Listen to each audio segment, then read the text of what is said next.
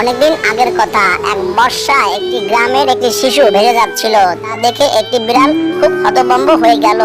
সে ভাবল এখন কি করব, কিন্তু অন্য যারা ছিল তারা কিন্তু তাদের আত্মীয়স্বজনকে বাঁচানোর জন্য ব্যস্ত হয়ে গেল। এদিকে শিশুটিকে কেউ দেখলো না, শিশুটি নিতে ভাসতেই থাকলো।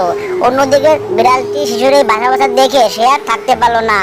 সে একটা পালাতে বসেছিল, সেখান থেকে নেমে এসে দৌড়ে গিয়ে পানিতে সাঁতার কেটে তারপর শিশুটিকে উদ্ধারের জোর চেষ্টা চালায়। অবশেষে শিশুটিকে উদ্ধার করে একটি কাঠের পাটাতনে বসিয়ে দিয়ে সে নিয়ে চলে আসে স্থলে। এরপর নিজের কাছে সযত্নে রেখে দেয়। তারপর চিন্তা করে এই বাবুটি কার। এরপরে বাবুটির ক্ষুধার্ত অবস্থা দেখে তার জন্য একটি ফিডার দুধ নিয়ে আসে এবং সেই দুধ দিয়ে বাচ্চাকে খাওয়ায়। এরপর বাচ্চাটি ঘুমিয়ে পড়ে, সযত্নে নিজের কাছে রেখে দেয়। তারপরে রাত হয়ে যায়, বাচ্চাটিকে নিয়ে সেই বিড়ালটি ঘুমোতে থাকে তার বাড়িতে পানি ওঠা পাটাতনের উপর। এদিকে আবার দিন গড়িয়ে যখন সকাল হয় সেই অপেক্ষায় থাকে সেই বিড়ালটি, নিজের কাছে যত্নে রেখে দেয় সেই বাচ্চাটিকে কখন তার মা বাবা আসবে। এদিকে তার মা বাবা হন্য হয়ে খুঁজতে থাকে তার বাচ্চাটিকে।